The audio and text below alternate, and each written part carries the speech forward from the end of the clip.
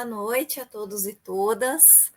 Estamos aqui com mais um Com Telas, do grupo de pesquisa Telas, do PPG-Com e do PPG-ED, da Universidade Tuiuti do Paraná. Eu sou a professora Aline, que lidera o grupo de pesquisa, e estamos aqui com a Tereza Falcão, hoje, que é autora, roteirista com larga escala, com larga experiência em melodramas.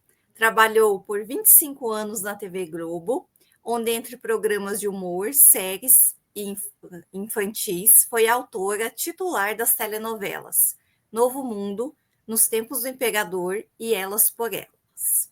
Autora em Joia Rara, coautora em Joia Rara e Cordel Encantado. E colaboradora em outras 4 novelas, entre elas a emblemática Avenida Brasil. Atua também no teatro e adaptou os livros A Mulher que Escreveu a Bíblia, Memórias de Adriano e Fim de Caso. Então, agradecemos a todos que estão aqui. Nossas lives, elas ficam salvas no nosso canal, né? Então, para quem quiser assistir depois também, compartilhar com outras pessoas, depois que a gente finalizar aqui também, fiquem à vontade. O nosso bate-papo, então, será realizado por mim, a Bia, né, a Beatriz do Nefix, que é o nosso grupo parceiro, vai entrar, né? Esperamos que ela consiga entrar, né, durante a nossa live, que ela está um pouco atrasada, mas acho que vai conseguir. E pedir para que vocês assinem a nossa lista de presença, né, para validar aqui a nossa live como atividade de extensão. Então, depois vocês podem retirar o certificado na universidade para contar aí as horas necessárias, né, que os discentes sempre precisam. Então, Tereza, muito obrigada pela sua participação. Ficamos muito felizes. Espero, né, que você goste da conversa com a gente. Vou gostar, já estou feliz com o convite. Nós vamos começar, então. Eu já vou começar com as perguntas, que daí eu faço a pergunta e depois a gente vai comentando, né, sobre alguns pontos. Então, nós gostaríamos que você relatasse um pouco da sua trajetória profissional, né, que eu falei aqui um pouquinho, mas não toda, e como que você chegou na Globo e permaneceu ali por 25 anos, tornando-se autora de telenovela, um mercado, digamos, restrito a poucos profissionais, que conseguem alcançar esse lugar na teledramaturgia brasileira, né? Um sonho de muitos que poucos conseguem alcançar. Quais seriam as principais mudanças que você poderia destacar que o ofício do autor de telenovela sofreu durante esses anos em termos de processo criativo e de mercado, né? Você atuou como autora, coautora e colaboradora de telenovelas. Quais seriam as peculiaridades na produção criativa, pensando nessas 3 posições durante a escrita de uma telenovela? 3 perguntas, né, Aline? Vamos lá, primeira. Eu vim do teatro. Já fazia teatro, tinha um trabalho, eu tenho um trabalho com público infantil, eu comecei a escrever para o público infantil e tal, e eu fiz alguns espetáculos infantis que foram assistidos por Lúcia Coelho, Márcio Trigo, pessoas que foram para a Globo para fazer uma parte da programação infantil. Isso, 1999. 1999. E eles me chamaram para fazer A Turma da Mônica, que a Globo tinha acertado com Maurício de Souza. Então, eu comecei por aí. Era um contrato de 3 meses que foi aumentando, foi se renovando. Fiquei um bom tempo fazendo programação infantil, que é uma coisa que eu adoro. E eu sinto muita pena que a gente não tenha mais essa programação. E fui muito feliz ali. Dali eu fui fazer Sandy Júnior, aí fui fazer reality, fui fazer seriados, fazer especiais, e a coisa foi acontecendo. Fiquei lá por 25 anos, fui muito feliz lá, consegui realizar muita coisa lá dentro, porque realmente fiz programas de humor, fiz assim, eu acho que eu saí de lá assim, sem dever nada para mim mesma, né? Porque eu acho que o que é que você quer fazer da sua vida, né? O que você acha importante. Então, foram 25 anos ali. Foram muito bons, assim, com muitos bons parceiros, aprendendo muito também, trocando muito. A parte quais são os nossos desafios? Eu acho que os nossos desafios são cada vez maiores e eles só vão aumentar. Eles não vão estabilizar, na minha opinião, porque o mundo corre muito rápido.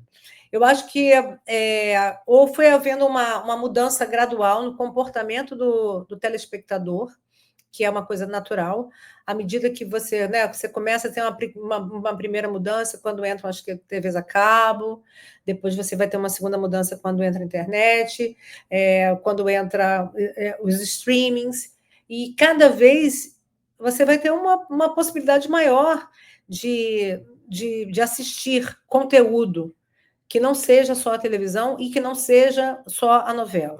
Quando eu era criança, o que a gente tinha para ver eram as novelas, eram os casos especiais, que eram excelentes, assim, esses programas.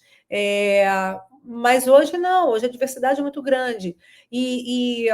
Eu acho que o público também ele se acostumou muito com as séries, eles gostam das séries. As séries elas são compactas, né? Ainda que sejam por temporadas, às vezes tem 4, 5, 6, 8 temporadas, como Game of Thrones e tal, mas tudo acontece muito rápido, é tudo muito dinâmico, não tem a famosa barriga, a famosa enrolação. Então, hoje em dia, a gente não consegue contar com a barriga. No passado, agora chegou aquele momento da novela que tem barriga. Hoje não tem barriga, não pode ter barriga. Se tiver, o público vai migrar para outra coisa. Então, a gente hoje é muito, muito ligado nesse ritmo da série. Como eu acho também que as séries foram novelizadas. Se você, por exemplo, Downton Abbey é uma novela de 60 capítulos, mas é uma novela, né? Foram 6 temporadas de 10 capítulos, 10, 11, enfim. Mas a sequência dela e o tipo dela, né, ela é melodramática, né, ela tem essa característica de novela. Então, eu acho que houve essa fusão das duas coisas. A série novelizou, as novelas se serializaram de alguma forma. A gente trabalha muito, muito em cima do gancho, né? O gancho como é que eu vou terminar esse capítulo? E eu tenho que terminar de uma forma que eu prenda aquele telespectador para que ele volte no dia seguinte. Porque se eu realmente não prender esse telespectador, ele tem 1000 coisas para assistir que não dependem, que não são a minha programação. Então, eu acho que esse é o grande desafio, é mexer com essa... E a gente continua fazendo novelas muito longas. São 180 capítulos, 200 capítulos. Gente, é uma coisa assim... A gente falava muito isso, o Alessandro falava muito, mas nenhuma história precisa de 200 capítulos para ser contada, é uma saga, não é uma única história, né? Você vai... Então, eu acho que esse é um grande desafio. Respondi essa? Acho que sim, né? E a próxima... a diferença das funções. O autor, quando a pessoa é autor titular, essa pessoa tem uma responsabilidade gigantesca. Não só de criar a história, como manter a história, como ter todo um diálogo com produção, com direção, com a direção da sua empresa. É uma responsabilidade, assim, e é a pessoa que é pressionada, é a pessoa que é exigida, é a pessoa que... aparece se tudo dá errado, é a pessoa que mais aparece, e às vezes dá errado, e nem é tanto só por causa da sua história, ou da maneira como você conduziu a sua história. Cara, eu conheço novelas ótimas que acabaram não dando certo, porque naquele momento aconteceu alguma coisa na sociedade que ficou maior do que a sua audiência, mais importante do que a sua audiência. E normalmente isso assim, acontece em grandes tragédias, um crime muito louco, que aí essas coisas realmente acabam com a expectativa de audiência, sabe? O coautor, esse trabalho de coautoria eu fiz em Cordel e em Joia Rara, então é um trabalho que você acompanha o autor muito diretamente, né? Então, assim, além de eu nessas 2 novelas. Além de eu escrever as cenas também, porque o autor da maneira como eu trabalho, como a Duque e a Thelma trabalham, o João, você faz uma coisa chamada escaleta, que é o capítulo sem os diálogos. Mas ali, nessa escaleta, você diz o que você quer que aconteça naquela cena, como que você quer que aquilo aconteça naquela cena. Então, você passa essa sua cena, esse material para os colaboradores, a gente chama de abrir a cena, né? Que é transformar aquilo numa coisa viva, com diálogo, e você colorir aquilo, né? Como sabe, um decorador nesse sentido de você transformar aquela casa, né? Você faz uma casa, e aí como é que eu vou mostrar essa casa? Como é que eu vou habitar essa casa? Então, o colaborador vem muito nisso. O coautor, eu fazia esse trabalho da cena, né? Escrevia a cena e tal, mas eu recebia a cena de todo mundo e eu montava, a gente chama de montar o capítulo, e olhava aquilo ali, o que eu posso enxugar, o que eu posso tirar, o que eu posso melhorar, reescrevia bastante, às vezes. Eu fazia uma pré-finalização. E às vezes você pode também trabalhar na escaleta. A escaleta eu acho que é uma coisa assim muito sagrada, sabe? Eu acho que a escaleta é uma coisa que ela tem que estar na mão do autor, porque a escaleta é a sua história, a escaleta é a sua novela. Quando você faz a escaleta, você imprime um ritmo à sua novela, você imprime, e eu falo que é um ritmo emocional, sabe? Não dá para você sair de uma cena que as gargalhadas e ir para uma cena dramática, porque essa cena dramática não vai funcionar tanto, sabe? Porque você veio de uma outra forma. Então, você tem que entender esse ritmo dramático, esse ritmo de cena também. Então, acho que o trabalho da escaleta ele é muito importante que ele seja feito pelo autor titular. Então, eu fazia esse trabalho de coautoria, que era um trabalho que eu podia falar: olha, isso aqui não está legal, vamos mudar. Ah, vocês estão correndo com essa história. Assim, às vezes, trocar, né? Você troca muito proximamente com o seu autor. E o trabalho de colaboração é essa que eu te falei, que você faz muitos. Você abre essas cenas, você faz os diálogos, você dá muita vida àquilo, àqueles personagens, você dá vida ao que está na escaleta. E às vezes você recebe. A gente fazia escaletas bem grandes, eu e a Alessandra, porque a gente gosta de escrever, a gente era colaborador feliz, a gente adorava escrever cena. Mas às vezes acontece, você, por exemplo, A Avenida do Brasil era uma novela que o João escrevia bastante também, mas chegava no momento que ele já não escrevia tanto ali na escaleta.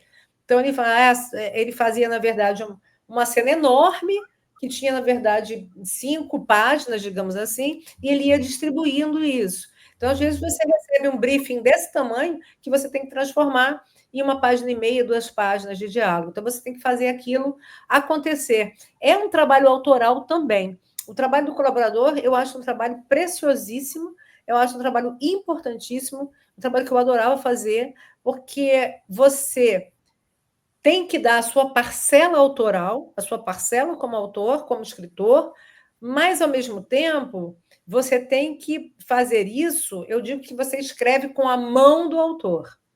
Como é que o autor escreve? Então, tem autor que gosta de diálogos curtos. Então, eu posso até gostar de diálogos mais longos, mas eu sei que o meu autor gosta do diálogo curto. Então, eu tenho que trabalhar como ele gosta. Porque se eu não trabalhar como ele gosta, ele mesmo vai cortar lá. Eu estou ali para ajudar ele, não estou ali para dar trabalho para ele. Então, eu tenho que entregar o máximo possível perto do que eu sei que ele quer. E, às vezes, a minha colaboração às vezes pode ser praticamente nenhuma, só rubricar aquilo. Eu não preciso ir além daquilo. Uma coisa que eu via bastante era colaborador assim, mais iniciante. Você vê que aquela cena é só aquilo. A fulano passa na casa do fulano e só isso, é uma coisa rápida. Aí ele não, coloca alguma coisa lá, não precisa, sabe? Não precisa. Eu acho que você também tem que ver o momento que você precisa colocar alguma coisa. Às vezes você não precisa. Às vezes eu olhava e falava assim, cara, essa cena nem precisa dela acontecer.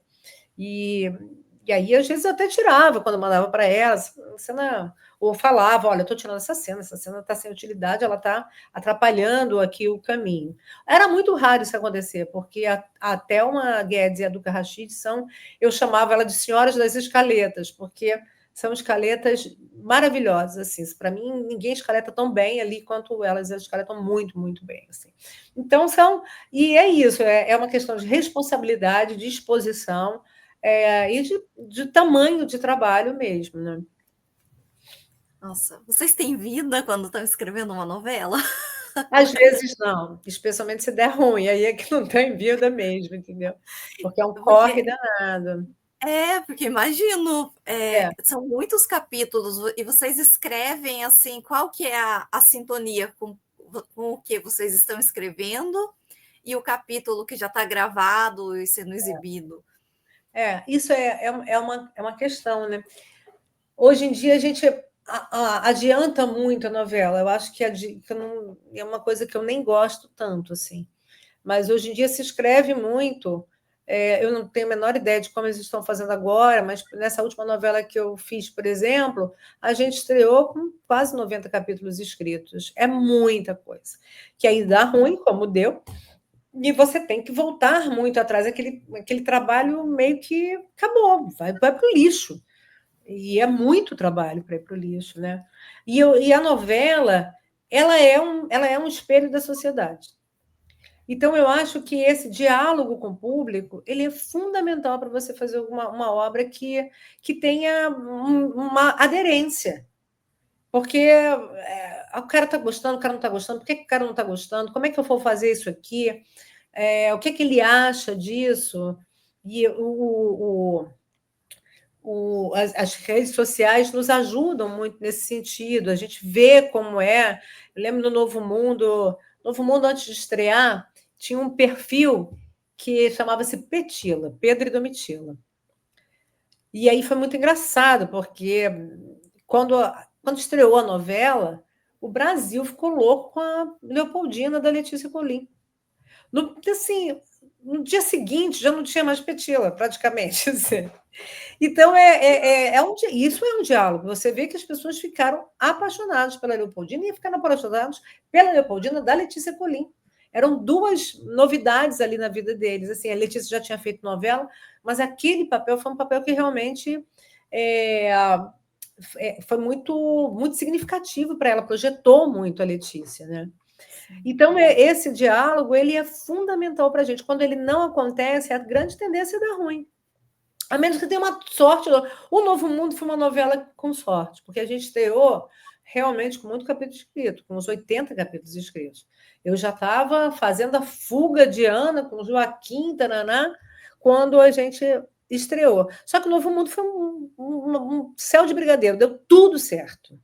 Foi uma beleza, assim. A gente foi uma época também muito boa. Todas as novelas deram muito certo. A gente começava com a Malhação, que eu esqueci o nome agora, que era maravilhosa, do Cal, e ia para a gente, eles entregavam bem para a gente subia bem. Aí a novela das sete, que subia muito bem, que era a novela que era o Pega-Pega, depois veio a novela da Glória, que era a Força do Querer, outra novela maravilhosa. Foi um momento de ouro ali na Rede Globo, que tudo deu muito certo. Assim. E o Novo Mundo, graças a Deus, deu muito certo, porque teve um investimento grande ali, constrói esse navio, fez era uma produção cara, era uma produção de aventura, era um capa-espada, né? A gente queria fazer um capa-espada. E esse diálogo foi muito bom mesmo. E às vezes também o diálogo engana, né? Porque no início as pessoas rejeitavam muito a Germânia e o Licurgo. Rejeitavam muito, assim. Ai, mas eles são porcos, eles são nojentos, eles são horríveis, que gente horrível, que gente feia. Por volta do capítulo 30 e pouco, eles caíram no gosto, das pessoas amavam esses personagens, amavam ver. Então, também isso acontece, é muito imprevisível mesmo. Assim.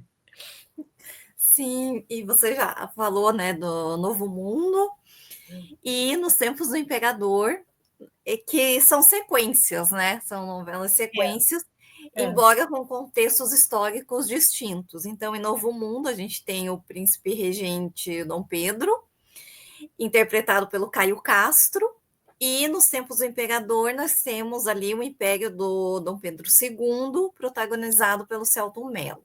Então, tratam-se de personagens históricas que se distinguem bastante. Então, a gente tem o Dom Pedro I, que surge como um fanfarrão, né? E essa é a graça também dele, né? É. Ali no Caio Castro ficou ótimo. E o Dom Pedro II, que parece ali aparece como intelectual, que sonhava em ser professor, né? Ali interpretado pelo Selton Mello. Essas personalidades, elas acabam por definir a composição estética da novela, quando a gente faz uma análise, né? Porque aí a questão das cores, da iluminação, do figurino, conversam muito com a personalidade desses Dom Pedros, né? E o próprio estilo da novela, o próprio estilo da novela, o próprio ritmo da novela muda muito. Né? Sim, muda, total. E aí as estratégias narrativas de Novo Mundo apresentam, então, as nuances da imagem que se costuma ter do Dom Pedro I, assim como nos tempos do imperador manifesta na composição imagética algo do imaginário construído do Dom Pedro II. Isso foi pensado na criação da telenovela, no processo de escritura? Como que foi concebido esse ritmo, né, que você falou nas duas obras? Totalmente, totalmente, assim. Quando no Novo Mundo, a gente queria trazer essa história do Pedro com a Leopoldina, que não é uma história bonita. Não é uma história bonita. Então, a gente entendeu que a gente tinha que terminar num momento possível ainda para ela, que é na época da independência, né? A gente adiantou, ou a gente, não sei se a gente adiantou, porque assim, sempre que a gente escreve novela histórica, a gente lê muitas fontes.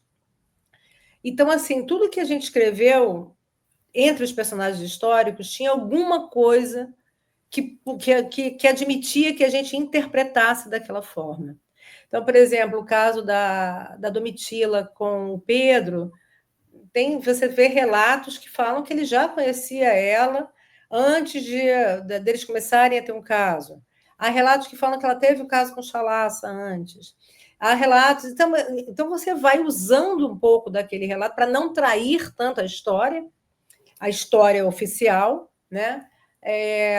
E usar aquilo para a dramaturgia, porque a dramaturgia é problema. Então, se não tem problema, não tem dramaturgia, não é nada. Né? Então, a gente, nessa história do Pedro com a Leopoldina, era importante trazer a Domitila logo. Então, a gente foi fazendo armando essa teia aqui que em algum momento ela e ele foram felizes, razoavelmente felizes. Assim, eles tinham muitas coisas em comum, a Leopoldina e o Pedro. Eles eram músicos, eles tocavam, eles gostavam de tocar, eles gostavam de caçar. Ela era uma grande atiradora, ela era uma atiradora melhor do que ele, inclusive. Ela jogava boliche não, sinuca. Aquilo é fato mesmo. Ela tinha uma mesa no navio, ela gostava de jogar, ela dava uma lavada nos homens, assim, jogando sinuca. Então, quando a gente vê, a gente vai trazer o Pedro, naquele momento, estava enfrentando uma série de pressões, né? Não Pedro, mas a família portuguesa, uma série de pressões para voltar para Portugal, para manter um Brasil colônia, né? Porque quando ele vem para cá, não é sede do rei, né? Afinal de contas, o rei está ali. Então, tinha muita pressão, começa a ter uma série de conflitos armados, que vão eclodir na independência. Então, a gente entendeu que ali tinha um ritmo de aventura, muito que a gente podia explorar, porque, afinal de contas, era uma novela das 6 horas. Se fosse uma novela das 11 horas, a gente, com certeza, teria ido para outro lugar mais pesado. E a gente precisava explorar uma aventura. Então, a gente quis fazer muito essa coisa do capa-espada, que é sensacional assim de fazer, e a última coisa de capa-espada, para próxima de capa-espada que a gente tinha, era o Piratas do Caribe. Então, assim, foi entrando. Ela vem de navio. O que pode acontecer, né? Porque a primeira semana era toda no navio. Ela tem um ataque de piratas, e esse pirata... E assim, então ele tinha um caráter ficcional e aventureiro maior, uma fábula. Ele era mais fabuloso, ele era mais do reino da fábula. Né? É muita luta, né? Cenas de luta. Muitas lutas, capa-espada, e anda por cima dos telhados, e cai no mar, e é resgatado pelos indígenas. Então, é um país que está nascendo. Ele nasce com a independência. Ele está ali, ele é uma coisa meio disforme, e ele vai nascer com a independência. É um país com muitos estrangeiros. Então, isso você tem no Novo Mundo, você tem muitos sotaques de fora, é da Áustria, outra é inglesa, outra da França. Você tem esses personagens ali. Você tem uma cidade ainda muito suja, né? Tudo muito precário, as instalações são precárias, tal. Daí, anos depois, 30 anos depois, você tem Pedro II.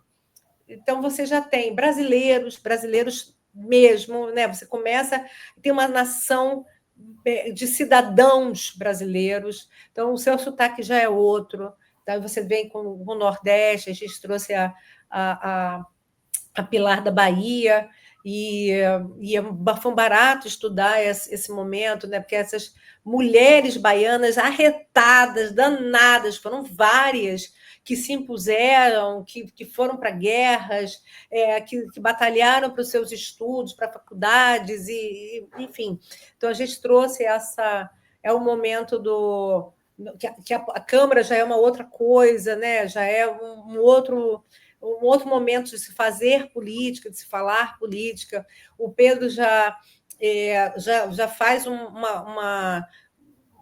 as obras, né, na cidade, ele começa a trazer o estrangeiro ter uma outra visão do Brasil. Paralelamente, você tem a desgraça da escravidão, então você traz a abolição é um tema importantíssimo de se trazer nesse momento, porque sim, ela é responsável por muitos conflitos, né, que acontecem em todos os níveis. Você tem os surtos de cólera que aconteceram, surtos de doenças, você tem uma coisa que ninguém consegue compreender, né? Todas as pessoas que estudam Pedro II não conseguem entender a Guerra do Paraguai, na vida dele, não combina com aquele homem. É um mistério por que aquele homem entra nessa guerra da maneira como ele entrou, e é uma desgraça para o país e uma desgraça para ele também. Quando acaba a Guerra do Paraguai, ele é um velho. O Pedro morre com 60 e poucos anos, ele morre muito jovem, para estar do jeito que ele estava, assim, porque ele realmente ninguém consegue compreender aquilo. E é uma guerra que estraçalhou o Brasil, né? Muita gente morreu, era uma miséria ali dentro nos frontes, né? Ficou se preparando aquelas pessoas para lutar durante anos. Era uma loucura, um derrame de dinheiro, um derrame de vidas. E aí, ao mesmo tempo, vamos trazer esses personagens que são interessantes de valorizar. Então, você traz a Ana Nery, né? Uma personagem interessantíssima, como a gente trouxe. A gente trouxe o Pedro Américo, porque também é o momento do mecenato, do Pedro e da Teresa Cristina. Eles foram grandes mecenas, né? Carlos Gomes, enfim, os pintores, eles mandavam essas pessoas para fora, para essas pessoas divulgarem, aprenderem e trazerem conteúdo de volta para o Brasil. Então, um momento também de ciência. O Pedro era um homem que apoiava a ciência, né? Ele é um cara que ele colaborou com o Instituto Pasteur.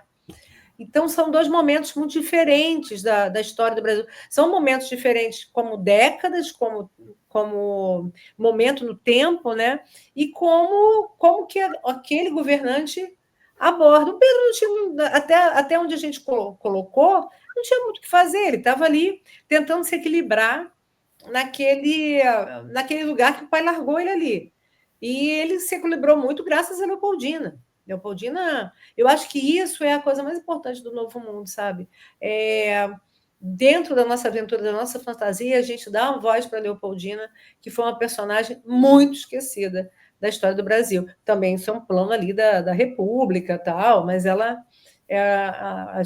acho que a gente trouxe ela. Olha como essa mulher teve uma importância aqui nessa independência, né?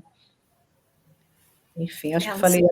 Ela é uma protagonista ali da novela, né? Era uma loucura, era um negócio assim, para você ter uma ideia.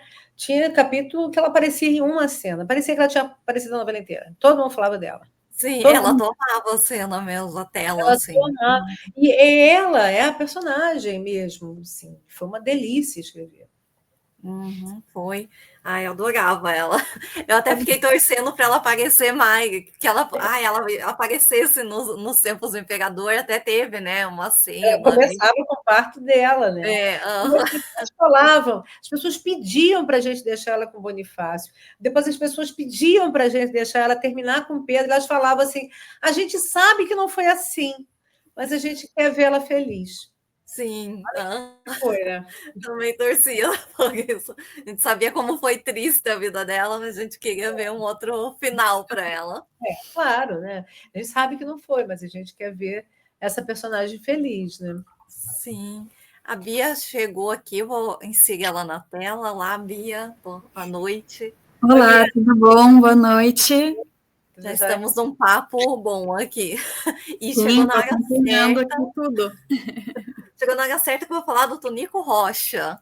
Ah, Não tem como não falar. Que esse é um vilão, assim, em todas as suas. É o típico vilão em todas as suas características, né? Eu vejo ele assim. Então, ele é um vilão que está presente na novela das 18 e que o público também reconhece como presente no cenário político brasileiro. Hoje acho que ele teve em tela aí, né? No banco dos réus. E então a gente, eu acho que muitas das falas fizeram alusão aos discursos do Jair Bolsonaro, né? Então, na presidente. E outros personagens também fizeram referências a falas que ganharam protagonismo público, né? Eu lembro da Clemência, tiveram duas cenas, se eu não me engano, dela bradando Ai, ele não. quando dava, ela falava, ele não, ele não, ele não. Eu lembro de duas bem grandes, assim, ela falou ele não, que eram ótimas. E como que se dá o processo de escrita ao colocar nas histórias essas menções a discursos originários e personalidades públicas? Então, há que ter uma sensibilidade, né, para perceber o tempo certo, para trazer isso nas falas das personagens, tornando possível a crítica e a provocação no público, que precisa identificar e interpretar essas referências. No Twitter, né, o X agora, a gente via reações instantâneas quando tais referências eram percebidas, né? E publicações também em matérias destacando essas relações alusivas. Eu vou até colocar aqui, que eu acho que eu separei, algumas dessas reações. Então, a gente tem aqui no Twitter, né, que quando o Bernardinho, né, que é filho da Lota, morre na Guerra do Paraguai, ela vai tomar satisfação com o Tonico, ele fala, né, e eu com isso, eu não sou coveiro. E aí as reações aqui no Twitter, né, peguei duas, Tonico já pode ser presidente. Aí a outra, morreu e eu com isso não sou coveiro. Entendemos perfeitamente, Tonico.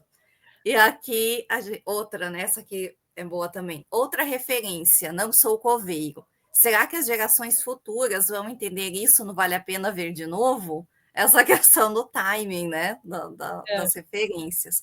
E aqui são várias, né? Um levantamento aqui de várias matérias que comentavam nessas falas, então, do Tonico. Então, Bolsonaro de bigode, Tonico foi espelho do Brasil e nos tempos do imperador. Alexandre Nero fala de personagem, web vem direta a Jair Bolsonaro. Alexandre Nero compara seu personagem com Bolsonaro, mata pessoas, nega a ciência.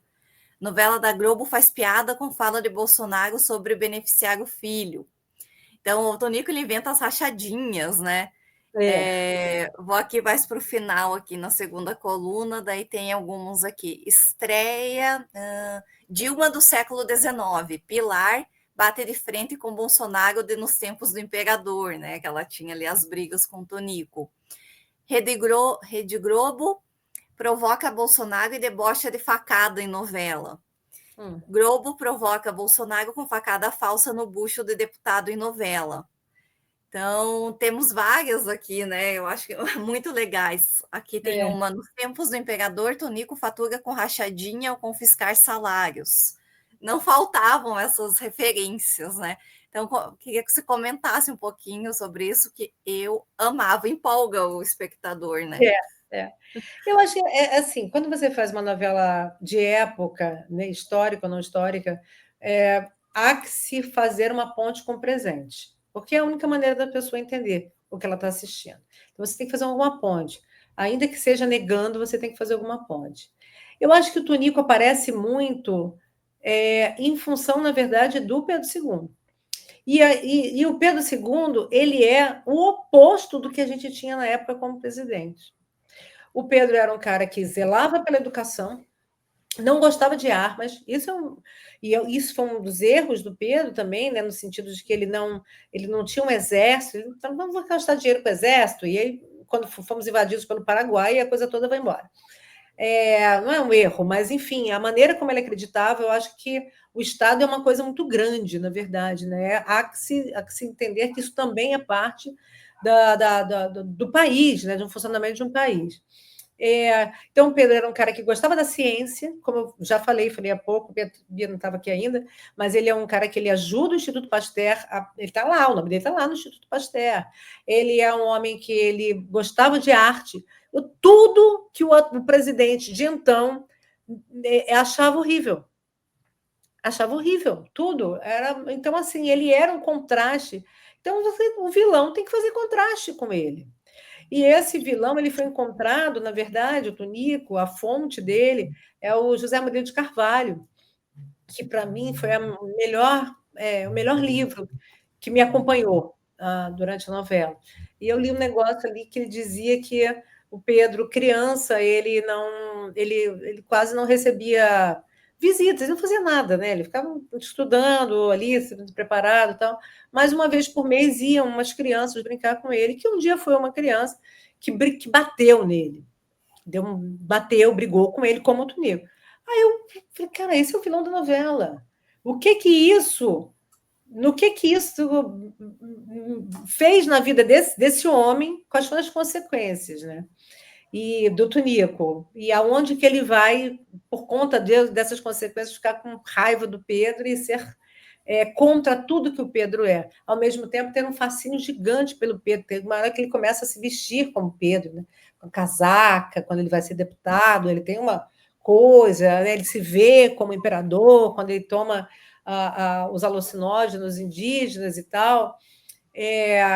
Então, assim, não tinha como não fazer esse paralelo, não tinha como, porque ele era muito contrário do Pedro. E o nosso presidente, até então, era muito contrário ali do Pedro. Ele era contra tudo aquilo, gente, as pessoas morrendo e o homem fingindo, sabe?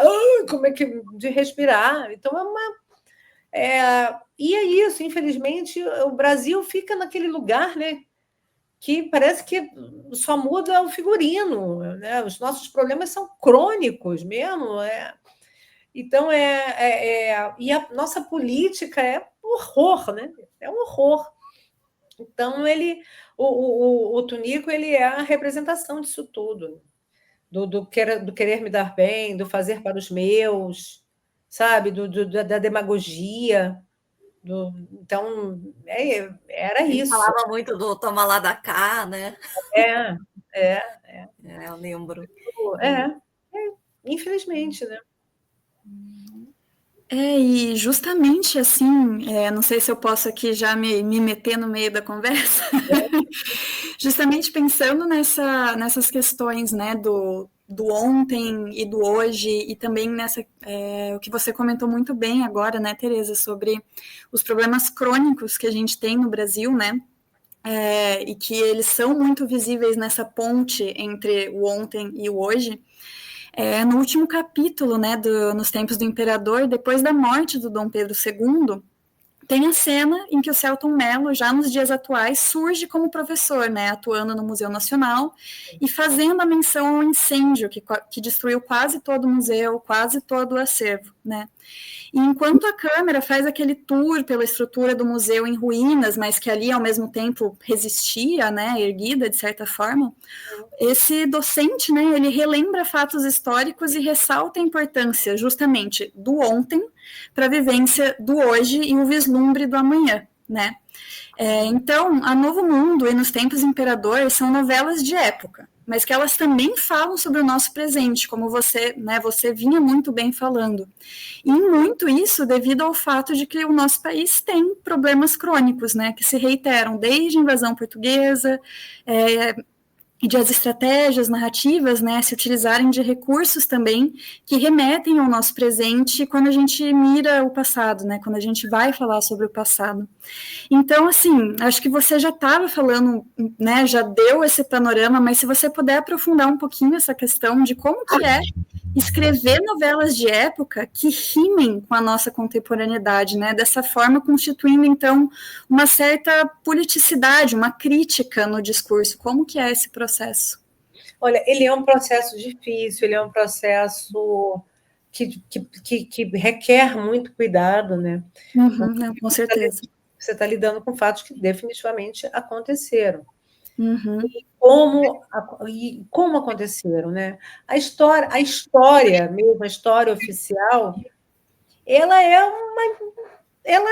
se você tem os fatos, né? Você tem papéis, você tem provas, mas ela é uma grande interpretação, né? Sim, com certeza. Uhum. Né? Tanto que você tem vários historiadores, eles te contam a história de vários ângulos. Eu estava falando com a Aline que tudo que a gente fez tinha alguma base. Até a própria história da Leopoldina com o Bonifácio tem uma cartinha dela que ela fala sobre a noite que ela passou na casa dele. Então, assim, é um desafio muito grande, porque como é que você não... você passa uma coisa para a pessoa, uma ideia real, você, ao mesmo tempo... a gente sempre falou, a gente não está longe de querer dar aula para alguma coisa. O que a gente quer, sim, é instigar as pessoas procurem se informar sobre aquilo, procurem aprender sobre aquilo. Não é fácil, assim, cara, era bem difícil. A gente acompanhou os grupos de discussão e, às vezes, era muito triste mesmo. Porque a pessoa ela acha... tinha gente que falava, eu não vejo porque eu já aprendi tudo isso na escola. Só que ela fala que ela aprendeu tudo isso na escola, só que ela acha que Pedro I é Pedro Álvares Cabral. Sim. E que, olha, é uma maluquice, é um negócio assim que você fica, meu Deus, sabe? É muito triste mesmo, porque esse é um dos problemas do Brasil, a educação. E vai ficando cada vez...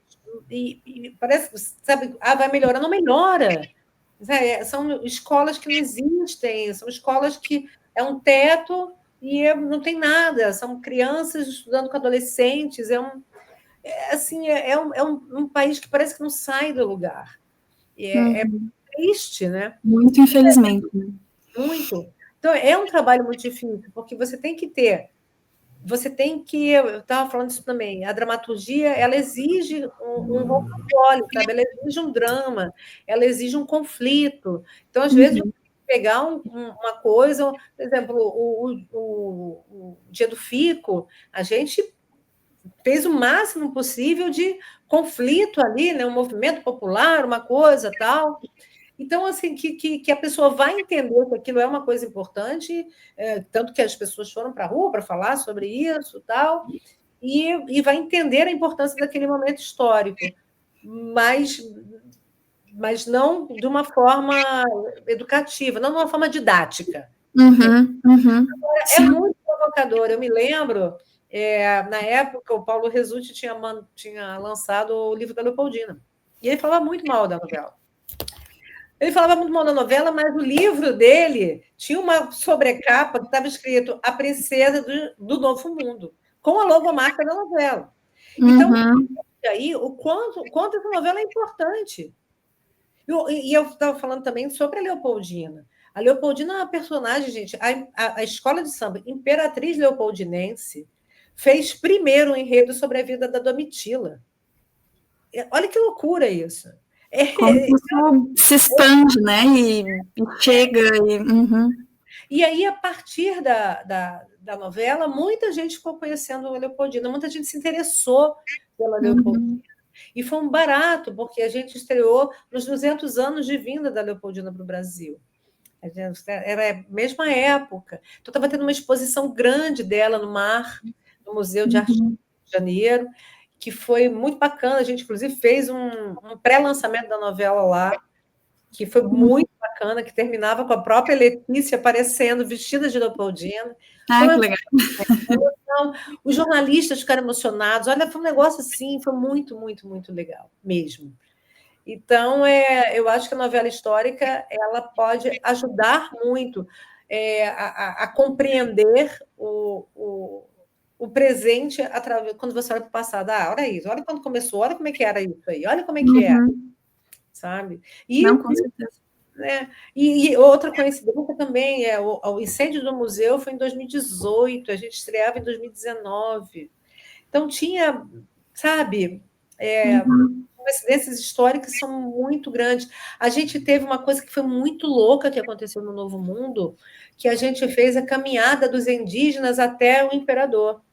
O dia que o capítulo foi ao ar foi o dia que teve a caminhada dos indígenas até o palácio do governo em Brasília. Olha que loucura isso não estava programado. Foi uma sincronicidade, né? Muito bacana, assim. Eu adoro essa, porque ela dialogava muito, né? Assim, quando vocês queriam dialogar e quando não queriam também, né? As coincidências. Aí tinha umas coisas que falavam, mas a Letícia é uma mulher bonita, a Leopoldina não era uma mulher bonita, ou a mesma coisa com a Tereza Cristina e tal. Gente, é uma observação, até, sinceramente, é desnecessária, realmente. Totalmente, assim. Sim. Totalmente desnecessária. E que, né, nosso consultor sempre falava, gente, o Lincoln não tinha um dente na boca. Você acha que algum filme americano vai botar o Lincoln sem dente? Entendeu? Porque a realidade, você não vai. Né? E você também, você escolheu o que você vai mostrar daquele personagem, o que você quer. O personagem é uma coisa muito ampla, personagem histórico, né? O que você quer mostrar dele, assim, né? Não, a novela tem um caráter, assim, a novela histórica, que ela não se compromete a documentar um período, mas muitas pessoas elas só têm acesso à história, como você falou, né? Tipo, achava que o Dom Pedro era o Pedro Álvares Cabral. Então, muita gente só vai ter acesso à história por meio da novela, né? Então, é uma linha tênue e um desafio, né, para o autor. É um desafio. Uma responsabilidade, né? Muito. Mas você sabe que tanto o Imperador quanto o Novo Mundo, muita gente assistia, família assistia, junto, e conversavam sobre ela, falavam sobre ela. Tinha um repórter que foi da Globo, Márcio, ele ficou um tempão no Japão. Gente, eu esqueci o sobrenome dele. E um dia ele me escreveu, ele estava no Japão ainda, ele escreveu para agradecer pela novela Novo Mundo. Ele estava vendo Novo Mundo, porque ele falou: minha filha tem, não sei se ela tinha 10 anos, e ela foi criada, passaram muito tempo no Japão, e ela era uma oportunidade que ela tinha de ter contato com a história do Brasil, que ela não estudava, então. Ela estava no Japão. Sabe? É uma oportunidade. Se você souber aproveitar, ela é uma oportunidade. Assim, né? Por exemplo, mas a gente não lembra. Oi, desculpa. Não, o plano inicial era fazer três momentos da história do Brasil, né? Era fazer o Pedro I, Pedro II e Isabel. E quando a gente foi fazer, estava próxima da estreia dos tempos do imperador, eu falei, gente, Isabel não vai rolar. Isabel agora, ela não é mais, mas ela não é mais, a gente não consegue mais falar dela. Eu acho que durante muito tempo a gente não vai conseguir falar dela. E eu entendo que seja, eu acho que isso é uma coisa que é importante ali para a causa, para o movimento, e então você não tem. Eu falava, não tem Isabel, não tem Isabel. Não pode ser a gente escrever, entendeu? Então é uma coisa. Então você também tem que entender o que você pode botar no ar em que momento. O próprio Nos Tempos do Imperador, ele deveria ter sido um pouco antes. Ele deveria ter sido quando ele tinha que estrear, que era 2020. Né? O tempo passa, as coisas, os discursos mudam, eles ficam rápidos, eles ficam urgentes, né? É porque ela estreou bem ali no caos da pandemia, né? Teve o adiamento. Né? Em agosto de 2021. O que ficou bom foi que reprisaram o Novo Mundo, e daí, na sequência, né? Depois, então, todo mundo conseguiu relembrar a novela anterior. Mas aí você até falou, né, que vocês já tinham escrito 90 capítulos? 80 e que isso daí deu errado, né? O que aconteceu? Não. Assim? Não, Porque vocês tiveram que no voltar. Novo Mundo deu tudo certo. Não, no Novo Mundo deu tudo certo, não teve problema nenhum, a gente foi em frente. O Imperador foi uma novela que ficou gravada, né? Faltou muito pouca coisa para gravar depois da estreia dela, porque era pandemia. Então, a gente tinha protocolos muito rigorosos para gravar, muito rigorosos, era uma loucura. Quando a gente voltou a gravar, você levava dias para conseguir gravar um capítulo. Dias. Então, foi um processo muito que você precisava fazer, porque se tivesse outro lockdown, o que você... Novamente, a novela parava e, como aconteceu com Amor de Mãe, né? Que você tem... Então, a gente, pelo menos, segurou um pouco isso, a gente conseguiu não estrear, né? Foi melhor, porque se tivesse parado, seria bem pior, né? Então, no Imperador, a gente acabou mexendo bastante na edição, revendo algumas coisas, tirando e terminando de escrever de uma outra forma, assim, também, com a novela já no ar. Mas foi muito pouco. Acho que a Bia tem mais uma questão ali. Eu tenho várias, na verdade, estou pensando em muita coisa. Não, assim, só abrindo um parênteses, né? Mas é que, assim, nos últimos anos todos eu tenho estudado novela, né, na área da comunicação e tudo mais, mas a minha formação original, a primeira de todas, é a história, né? Então, eu tô achando muito interessante, assim, ver como que você está trazendo isso, principalmente quando você falou sobre, sim, nós temos os documentos, as fontes históricas, né, todo esse processo, mas a história, ela é uma interpretação, né? Como a forma que a gente tem acesso a ela sempre vai ser uma maneira interpretativa. É impossível você acessar a história, o que aconteceu, o fato, né? Sim. Então, enfim, eu achei muito legal todos os temas que você levantou sobre isso. Assim, achei muito, muito bacana mesmo. Mas isso é só eu aqui puxando sardinha para o meu lado. Você sabe que eu fiz história. Então, as novelas tinham muito a ver ali também comigo nesse sentido. Eu não terminei a faculdade, não, mas foi a faculdade que eu fiz, depois fui fazer teatro também. Então, a história sempre foi uma coisa que me interessou, eu sempre gostei de história. Assim, sempre. Então, poder unir as duas coisas foi muito bacana. Assim. Legal. A minha experiência, assim, agora como espectadora, né, quando a gente está assistindo essas novelas, assim, de épocas históricas, né, eu lembro que, assim, tem coisas que passam e a gente se questiona, né, a gente já não lembra de tudo, né, aí, nossa, isso aconteceu mesmo? Tipo, aí vai no Google, né. Mas as pessoas direto, elas iam para saber, mas foi assim, não foi, essa pessoa existiu, essa pessoa não existiu. Aí o que vai acontecer? Deixa eu ver qual que foi a história, né, da Leopoldina mesmo. Será que vai ser esse final? Essa, por exemplo, isso é uma coisa interessante de falar. Quando vamos fazer a história de Pedro, Leopoldina e tal, e a gente entendeu que era uma história com spoiler, né? Você já sabe como termina. E aí, como é que você faz? Vamos fazer um outro casal protagonista. Que esse é a surpresa, esse você tem a liberdade, sabe? Uma liberdade maior. Então, tanto o Imperador quanto o Novo Mundo tem esses casais paralelos ali que vão seguindo na novela, né?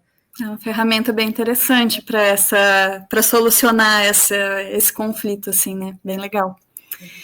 E agora, só puxando para um outro lado, na verdade, a discussão, falando em Novo Mundo ainda, tinha um núcleo cômico, né, da Germana, Elvira, Quinzinho, que ele vai e retorna depois nos tempos do Imperador. Então, a gente estava pensando aqui, né, e surgiu essa questão de como que é esse processo de crossover, né, em que, ao passo que esse processo ele serve para criar conexão entre as narrativas e tudo mais, né, principalmente no caso de Novo Mundo e nos tempos do Imperador, que são sequências históricas, mas será que esse processo também não pode frustrar um pouco o telespectador com os novos rumos das personagens que em outro momento já tiveram seus finais, né, ou felizes, ou punitivos, aqueles finais de novela, enfim, né, bem, aqueles finais de melodrama. Então, você acha, assim, que como que fica essa dualidade entre criar uma conexão, criar né, uma linha narrativa e, ao mesmo tempo, esse perigo, talvez, de frustrar e de abrir um final que já tinha sido encerrado, sabe? Sei. Cara, eu gosto bastante, eu acho muito interessante essa coisa de você poder trazer um personagem de uma novela e colocar em outro. Quando você tem a mesma família real, como a gente tinha, o mesmo país e a mesma cidade, a gente achava que era um pouco natural que a gente trouxesse. E Germana e Licurgo e Elvira eram personagens muito queridos, muito queridos.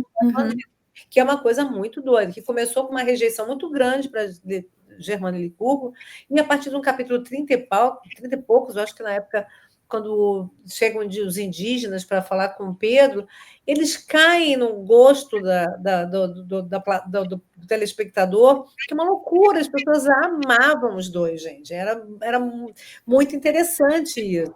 E aí eu vira que a gente... O Silvio de Abreu, na época, ele leu e falou assim: olha, não vai dar para vocês matarem a Elvira, porque a Elvira morria, né?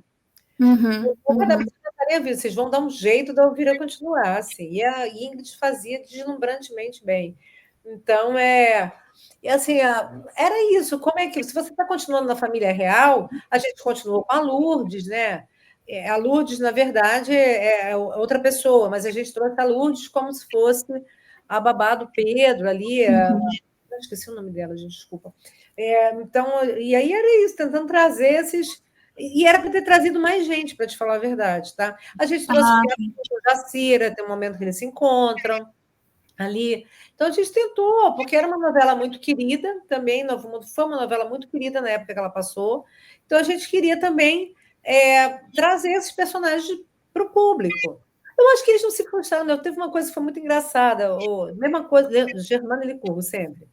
Quando eles mas eles estão horríveis, eles estão podres, nossa, piorou demais, eu não aguento ver isso.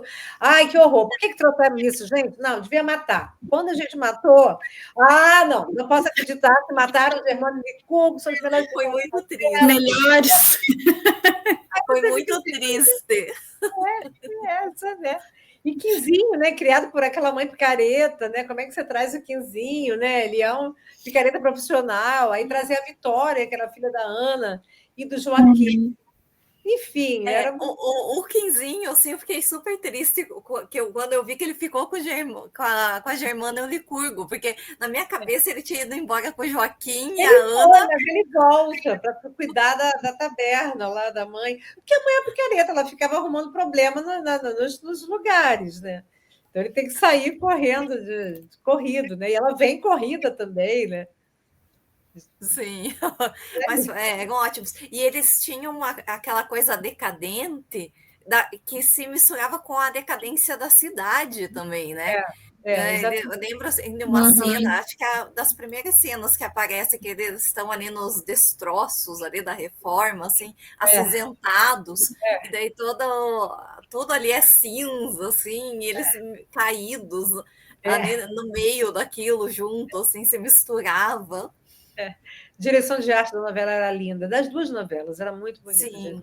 Sim. E essa questão da direção de arte com a escritura da novela, né? Quando vocês escreviam, também convergia, né? Era pensado, já foi pensado antes na criação das personagens, que a Ana Milman, eu lembro que ela usava muito vermelho, né? Se eu não me engano. Branco também, mas usava. Ela tinha ali era nas fases da Ana, né? A Ana, quando ela está chegando, a Ana, quando ela já se casou, já se passou um tempo, tem uma questão das cores que ela usa nessas fases. Exatamente. E é uma coisa doida, uma coisa interessante também, assim, as pessoas achavam uma pobreza na época do grupo de discussão, mas é pobre, as pessoas são pobres, né? Elas queriam ver luxo, mas não tinha luxo, gente. Não tinha mesmo. Eles eram, especialmente ali o Pedro II, ali mesmo que não tem luxo nenhum. Sim. Porque ele era um cidadão, né? O Pedro II é conhecido como o imperador cidadão, porque ele se vestia como um ser humano, como um cidadão. Usava aquela casaca podre, né? Que a filha falava, pelo amor de Deus, vamos mudar essa casaca, porque você não tira isso. Então, assim, o figurino ele determina muito, né? Como é que é esse personagem, né? A Lota, com aquela mania de grandeza, e errava profundamente nas suas escolhas, né? Mas ela comprava um negócio que era caro, não porque estava bem nela, porque era caro, porque e ela se confundia naquela cafonice dela, né? Você está mutada, Aline. As roupas eram armações que não se encaixavam muito neles, né? Uma coisa que não pertencia ali àqueles corpos, né? Então, esse trabalho da direção de arte, ele é realmente... Cara, e assim, era muito bonito visitar as cidades cenográficas. Tanto no Novo Mundo era um negócio, porque você via o centro da cidade, você via Praça 15, o Paço Imperial, era emocionante, assim, emocionante. E depois, nos tempos do Imperador, o tipo de gradil, né? Já tem uma Europa aqui, né? Tem uma sofisticação nas construções que não tinha no primeiro momento. Esse trabalho da arte, e isso a Globo realmente faz de uma forma muito bacana, assim, com muita responsabilidade. E os artistas que compuseram com a gente, sabe? Beth Filippek, e todo isso no Imperador, né? Então, eram trabalhos realmente muito bonitos. Assim. Uma retrata do Novo Mundo. Sim, falando nessa direção de arte, assim, eu penso muito, eu não sei se é coincidência, né? A gente que vai fazendo essas aproximações, mas eu vejo muita questão, uma intertextualidade mesmo, assim, com algumas obras de arte, né? Então, a questão dos espelhos, eu acho muito interessante, que eu acho que lembra as meninas. Aí a gente tem a abertura, né? A abertura não tem referências ali do Thomas Ender, né? Exatamente. Isso. E tem uma obra também que eu vi no Museu da República, e quando eu estava lá, eu já assimilei ali algumas cenas da novela, que foi eu até colocar aqui para o pessoal ver. Tá. Exatamente. Eram totalmente inspiradas mesmo, assim. Que é o compromisso constitucional, né? Então, essas cenas aqui do Tunico Rocha, né, nos momentos ali políticos dele, tanto no velório do pai, quanto ali com os deputados depois de eleito, eu acho que lembra muito. Muito, muito mesmo. Mas eles se baseavam nisso mesmo para fazer, para dirigir e para montar a cena, sabe? Uma coisa que a gente pediu, assim, sempre, desde sempre, quando foi fazer, era que a gente, em algum momento, conseguisse reproduzir a Batalha da Bahia. Esse era o quadro que a gente queria reproduzir, sabe? E o diretor conseguiu fazer isso. Eu acho as cenas de guerra do Imperador um milagre, se você quer saber. São pouquíssimas. Na pandemia, né? Pouquíssimas pessoas em cena, mas ficou tão bem feita, assim, sabe? Pelo lado humano, que realmente você acreditava que tinha um exército gigantesco ali atrás. Assim. Eu queria que a Pilar encontrasse com Samuel na guerra, sabe? Então, tudo construído para isso, assim. Tem a morte do Bernardinho, que ali ele se redime também, né? Ele se redime. A morte do Bernardinho era muito baseada numa... eu esqueço sempre o nome desse diretor americano que fez aqueles documentários de fast food, de saúde pública. Eu não me lembro, nunca lembro o sobrenome dele. E quando ele faz o da guerra, ele pega 2 instantes da mesma mãe, que é um instante em que ela está apoiando a guerra, ela está feliz que o filho dela vai, que o Bush é maravilhoso, não sei o que, e o momento seguinte, quando o filho dela morreu, e ela vira uma grande opositora do Bush da guerra, e ela vai, e ela é tão forte quanto ela foi antes, entendeu? Então, você é isso, você está lá, você apoia o cara, você paga o cara, você banca o cara, né? E o seu filho morre.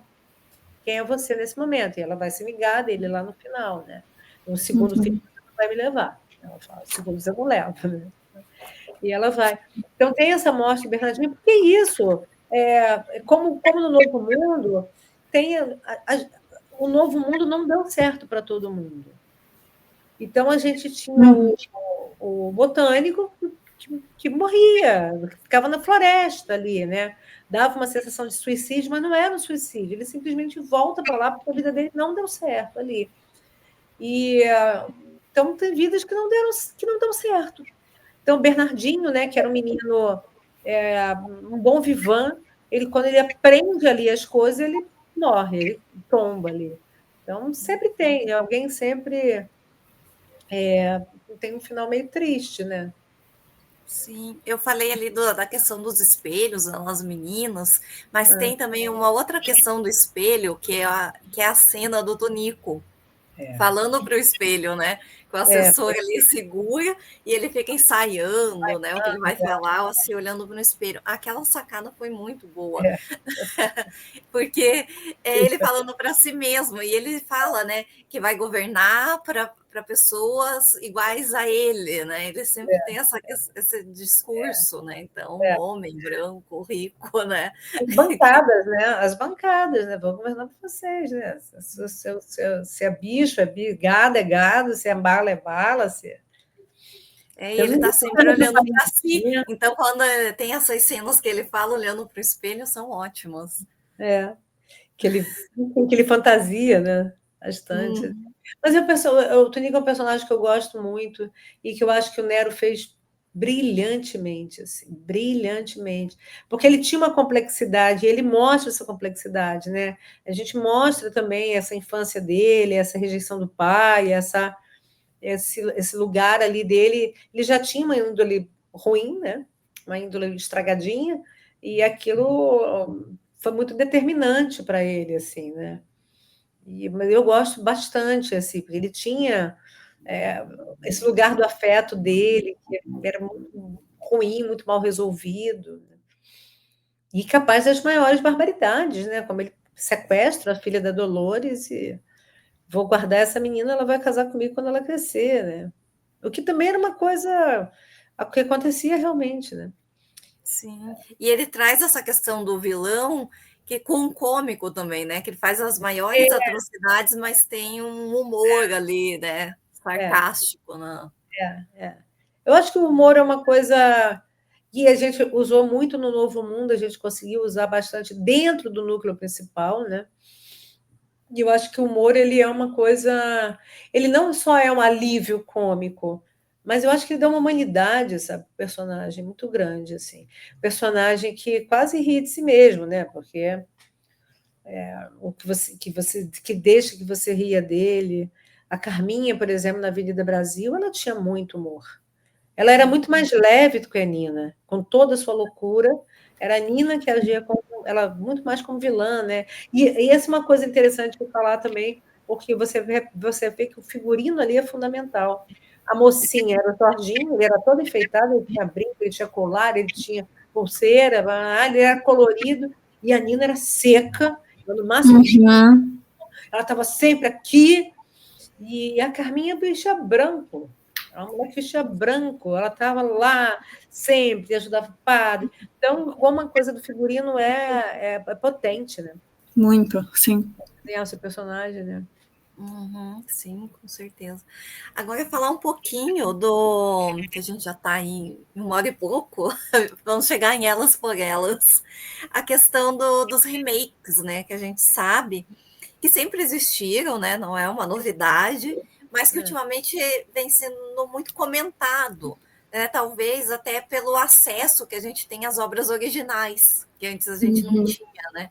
Então, quando agora está reprisando A Viagem, que é um remake, mas quando ela estreou, eu não lembro de ter tido tanta comparação com o original, que agora se faz com Vale Tudo, né? Porque as pessoas conseguem assistir, né? As duas. E você fez, né, esse remake do Elas por Elas. Como que foi, então, sair da novela histórica para fazer um remake, né?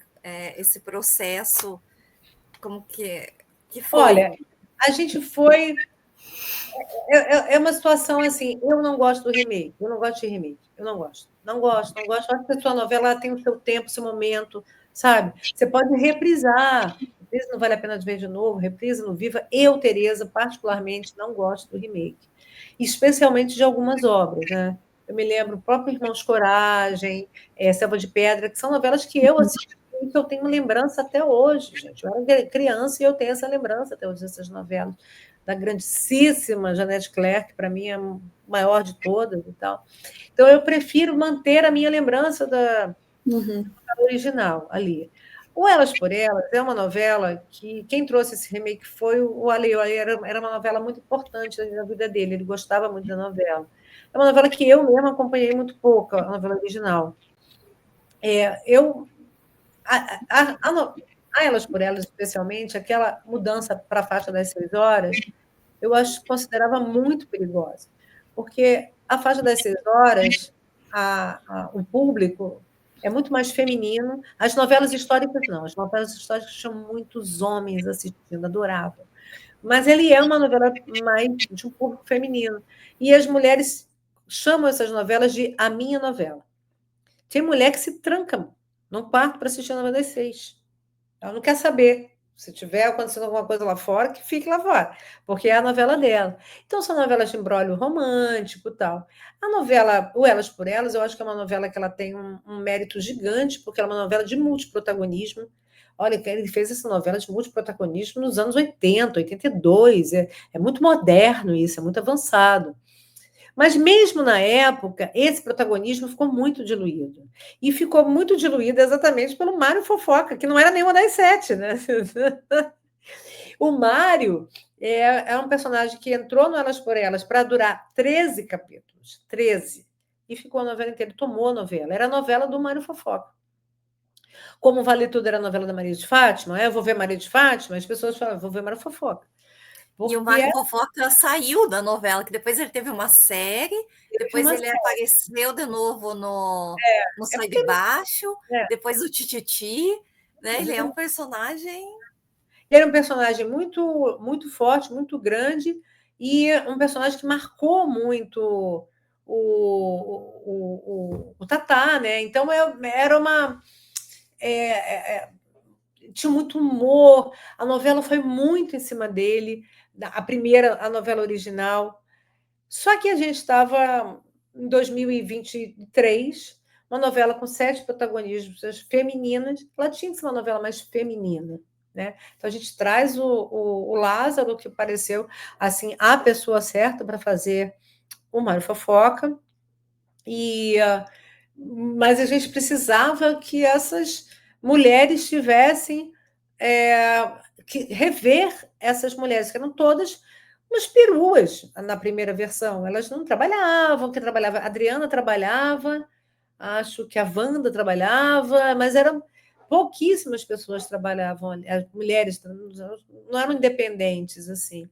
Elas eram ricas, elas eram peruas, e essa não é mais uma novela que, né, acho que não interessava mais esse lugar. Era preciso dar uma outra dimensão para. E nós demos, né? Demos para a Lara, essa coisa, a Lara vai trabalhar, né? Ela vai tomar conta ela volta a advogar. A Helena trabalhava efetivamente na fábrica, ela não ficava em casa, né? E a gente resolveu vilanizar a Helena, porque a gente precisava de uma vilã. Não tinha vilã, era uma novela sem vilão. E eu precisava de vilão e precisava de casal romântico, que também não tinha. Porque a história do Gil, que era o filho da Helena, com a Cris, eram as crianças trocadas, ela não passava por um amor sincero. Então, a gente trouxe esses dois, a Isis e o Gil, nesse lugar do casal romântico. Ela precisava ter isso. Que mais? A gente... Casal romântico, o Gil e a menina. Enfim, esses elementos que são importantes você ter às 6 horas da tarde. O amor sincero, sabe? E aí a gente tinha a história do assassinato do Bruno, né? Da morte do Bruno, que eu acho que é incrível na novela do Cassiano. Aquilo foi uma das coisas que mais me chamou a atenção na novela, ficou inesquecível para mim. A primeira cena e a última cena, onde ela lembra que foi ela que matou o próprio irmão. Né? Ela tem um blackout e ela esquece disso, ela lembra no final. Mas a gente não queria, a gente queria. E quando o Ibope deu aquela desmoronada geral mesmo, a gente realmente investiu nesse núcleo que era Helena com o pai, a Adriana, a Isis com o Gil e essa história da Natália com o Bruno. Né? Tudo isso tinha que estar ligado o máximo possível ali. Trouxemos uma protagonista trans. Então, a gente, por essas coisas foi que a gente foi tentando falar com o momento presente, assim, né? A mulher como empreendedora, profissional, que era o caso da personagem da Maria Clara.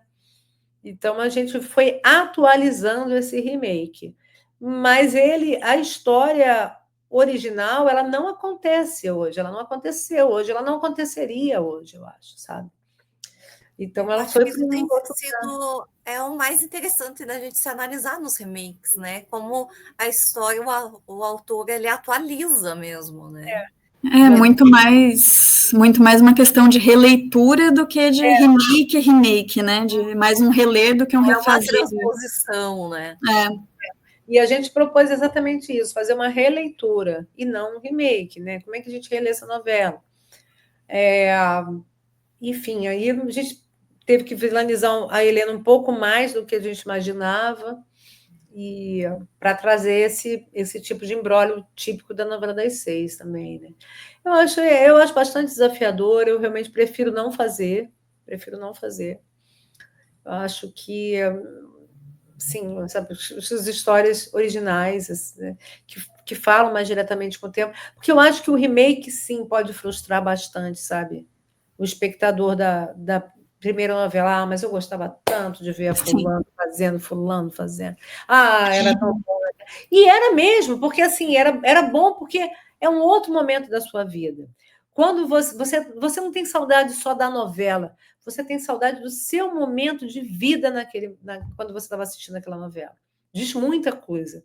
Pode ser até que quando você olhasse a história original, você já nem gostasse tanto, sabe? Mas quando você vê o remake, você. Não, mas era muito melhor com Tatá fazendo, sabe? Era muito melhor com a fulana fazendo, a Clara Pires, sabe? Você vai, porque você tem a sua memória. Sim, isso acontece muito com os desenhos, né? Que a gente assistia quando era criança, você falou, né? Que você produzia. Então tem desenhos assim que a gente guarda na memória, assim, nossa, era muito bom.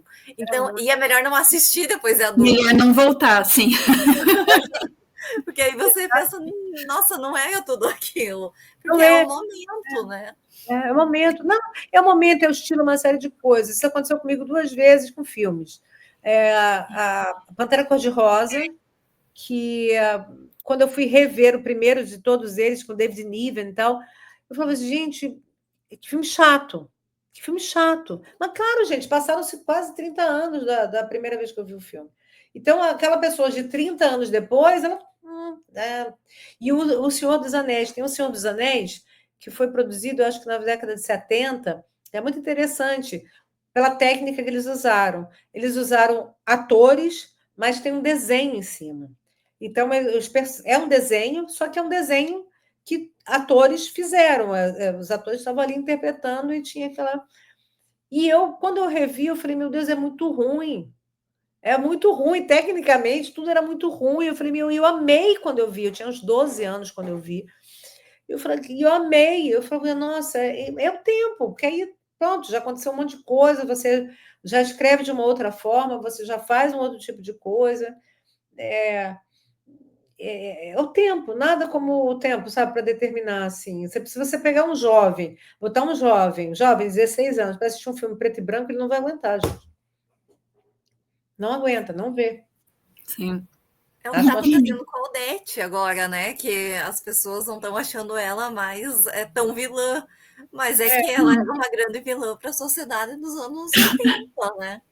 Hoje já não choca tanto assim, né? As pessoas já saíram do armário, né? Nós já temos aí Tonicos Rochas na presidência, então... Porque teve isso, né? Eu acho que depois de 18, pessoas saíram mesmo do armário. Sim, total. Mesmo do armário. Você fala, não, eu não tenho mais menor de problema de dizer que sou isso, aquilo, outro. Sou. Né? Sim. Então, nós temos grandes vilões aí fora da TV, né? Então, A realidade dá de 10 na ficção. Sim. Tá difícil para os vilões. Concorrer com a realidade, é dificílimo concorrer com a realidade. Sim. Eu acho que essa coisa, esse espaço da dramaturgia, sabe, é exatamente tirar você desse... Ou isso, ou ter uma visão crítica desse momento que você está vivendo, sabe? Uhum. Muito. Como vocês assim conversavam, como que vocês escolhiam aquelas falas que eram retiradas ali da realidade, né? A questão das rachadinhas, da facada. A novela, ela tem uma coisa interessante, que tem um momento que ela se escreve sozinha, sabe? É claro que você está ali, tarará, mas ela é um movimento natural, é um dominó mesmo. Assim, é natural que isso aconteça, é natural que isso, sabe? E não tinha como, eram frases muito boas para serem usadas nesse sentido, para serem aproveitadas, assim. Já falei assim, gente, como é que a pessoa fala isso, né? A pessoa no coveiro, da rachadinha, enfim. Não tinha como não usar, gente. Não tinha como não usar. Era muito bom. Era tão ruim que era bom. Você falava, meu Deus, olha assim, olha que... E aí, quando você coloca aquele personagem, né? Patético falando aquilo, né? Sem pudor, falando, você fala, gente, realmente, que loucura que é isso, né? Foi muito bom, sacadas ótimas. Era mesmo, eu já adorava isso, amava. E virou meme, né? Várias vezes, assim. Sim, para viralizar na internet, então, e hoje em dia a novela é muito isso também, né? Os cortes, o que viraliza. E ela se atualiza, que hoje eu estava pensando nela aqui para a gente conversar, eu estava pensando no discurso que o Tonico fez no velório do pai dele. Adoro. Que eu até separei um pedacinho que eu vou ler. Se as leis da escravidão fossem pensadas para nos defender, mas não. Quem aqui está sentindo no bolso o efeito do fim do tráfico de escravos? A lei Eusébio de Queiroz? Diga, levante a mão enquanto tem uma, porque é só o que vai nos restar, o corpo e essa roupa que nos cobre, se o imperador abolir a escravidão. Nós precisamos ter uma voz lá dentro na Câmara do Rio de Janeiro para defender os nossos direitos. Daí atualiza para hoje a gente pensando na escala 6x1, né? Então, esse discurso dele, né, dizendo que eles vão ter prejuízo ali, é o mesmo discurso, né, que se reitera hoje contra, né, ali. O Bonifácio falava uma coisa muito interessante, José Bonifácio, ele falava que a escravidão no Brasil era um vício. É um vício. Assim. Eu acho que o Brasil tem vários vícios terríveis, eu não sei se eles passam, sabe? Eu não sei, é um país continental, né? Então é bastante complicado você lidar com... Tanto que o Bonifácio falava, o centro do governo tinha que ser no centro do país exatamente por isso, porque era um país continental. O que eu acho uma péssima ideia, assim, eu acho que esse isolamento de Brasília é péssimo para o país, assim. Mas é um país imenso, né? Um país muito grande, e então é muito difícil você... com muita terra, né? Ainda, né? Muita terra ainda.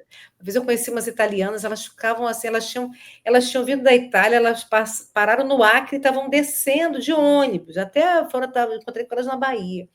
E elas falavam que era impressionante. Ela falava, meu Deus, a gente passa por quilômetros e quilômetros e quilômetros de terras que nada, não tem nada.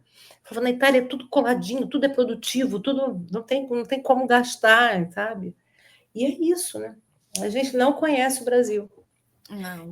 Não conhece. E a novela está aí, às vezes, né, para mostrar para a gente um pouco, né, do Brasil. E fazer o Brasil se conhecer, né? Que eu acho que é uma coisa que... Se reconhecer. Que tem uma coisa boa que o Vargas, que eu acho que ele fez algumas coisas, eu acho que é a coisa da rádio, que ele bancou a Rádio Nacional, né?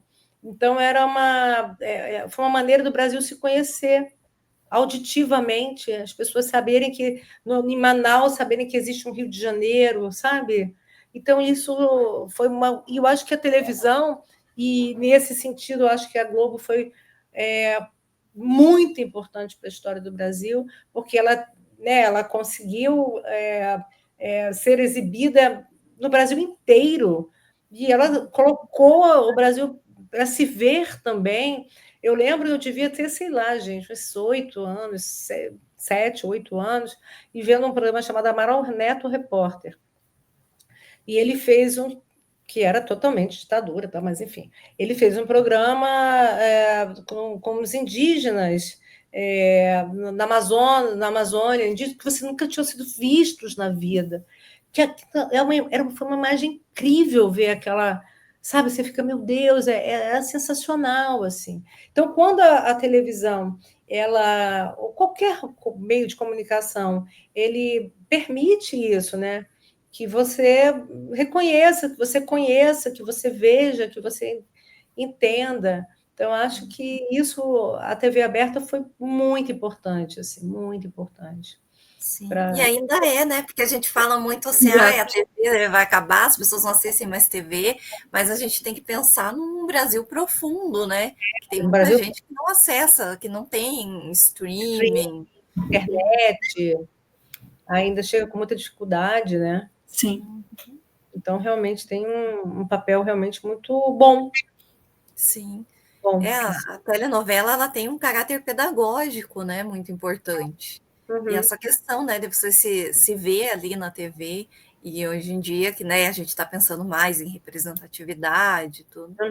Sim, os sotaques, né? Isso eu acho que é uma coisa, sabe, assim, você poder ouvir sotaques, você ouvir o ator com o sotaque que é dele, porque antigamente as pessoas faziam aula para tirar os seus sotaques, assim, mas você poder admitir aquele sotaque, né? Porque era tudo sudeste, sudeste, sudeste, né? Todos tinha que falar como um carioca, como um paulista no máximo, né? Porque o paulista interiorano já é um pouco mais carregado.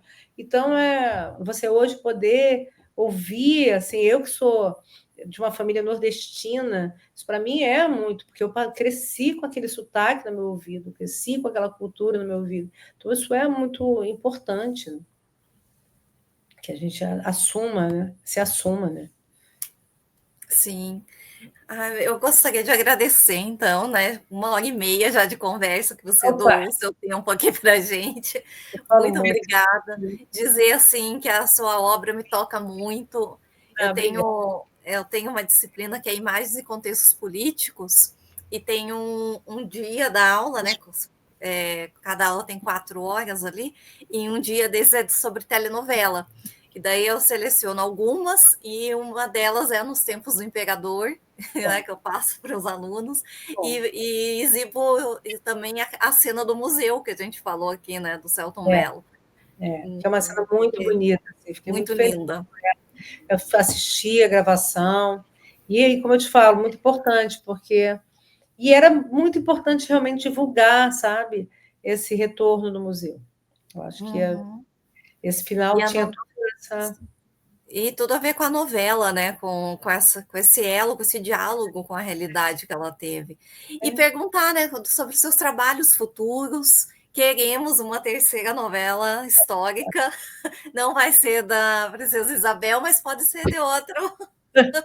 Pode, quem sabe um dia vai. Mas eu acho que está muito...